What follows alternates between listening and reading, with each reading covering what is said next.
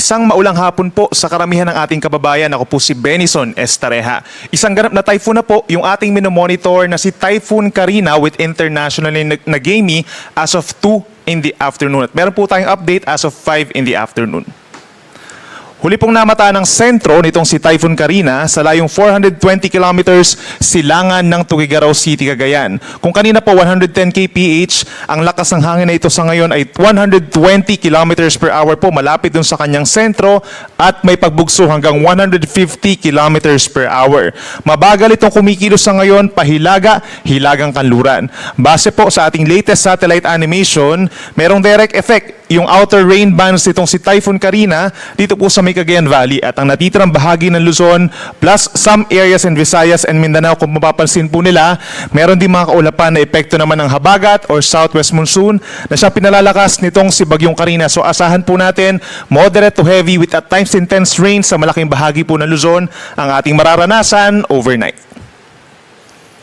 Base naman po sa latest track ng Pag-asa, inaasahan pa rin nakikilos generally pahilaga sa susunod po na 24 oras itong si Typhoon Karina.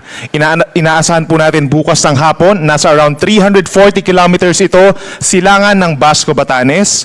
Hihilaga pa ito pagsapit po ng Wednesday ng hapon at nasa layo ng 380 kilometers. Hilaga-hilagang silangan po ng Itbay at Batanes. Possibly pagsapit po ng madaling araw ng Thursday ay malapit na ito sa may areas po ng Ryukyu Islands sa may southern Japan plus northern Taiwan. And then inaasahan natin pagsapit po ng umaga ng Thursday ay nasa labas na ito ng Philippine Area of Responsibility na nasa higit 500 kilometers north of Batanes. Base po sa ating latest track, hindi pa rin ito nakikita na tatama sa ating kalupaan. Even yung ating cone of probability, mababa din po yung chance na nadidikit pa ito sa may areas po ng northern Luzon. Subalit kung mapapansin natin itong kulay dilaw associated po yan sa strong winds, dala nitong Typhoon Karina, is possible pa rin po na magkaroon ng mga pagbugso ng hangin sa may eastern side po ng Cagayan Valley. And in terms of intensity, simula po ngayon hanggang sa makalabas ito ng Philippine Area of Responsibility, mataas ang chance na ito manatili as a typhoon category. Sa ngayon po, nakataas pa rin ang babala bilang isa or tropical cyclone wind signal number 1. Dito pa rin po sa eastern side ng Cagayan Valley, kabilang na dyan ang buong Batanes. Eastern portion ng mainland Cagayan, kabilang ng mga bayan ng Santa Ana, Gataran, Bagao, Peña Blanca, Lalo, and Gonzaga. Signal number 1 din po sa eastern portion ng Babuyan Islands, kabilang ng mga eastern ng Camiguin and Babuyan. At signal number 1 din po sa northeastern portion of Isabela, kabilang na po ang Divilacan, Palanan, and Macunacon. So ngayon at bukas, possible pa rin po mga gusty conditions or mga pabugso-bugsong hangin sa mga nabanggit na areas, direct effect po nitong si Bagyong Karina.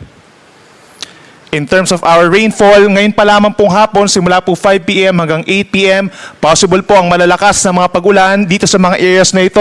Kabilang na dyan ang Batanes, Babuyan Islands, Northern Ilocos Norte, and Northern Cagayan dahil po sa direktang epekto nitong si Bagyong Karina.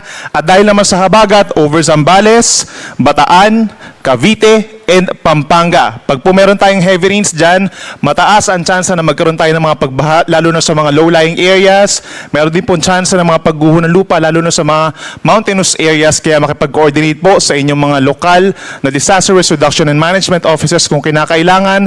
At hindi rin natin inaalis yung chance na magkakaroon pa tayo ng mga rainfall warnings in other areas of Western Visayas and natitirang bahagi pa ng Luzon. At hindi rin natin inaalis yung chance na magkaroon tayo ng mga orange and red rainfall warnings sa mga susunod po na issuances.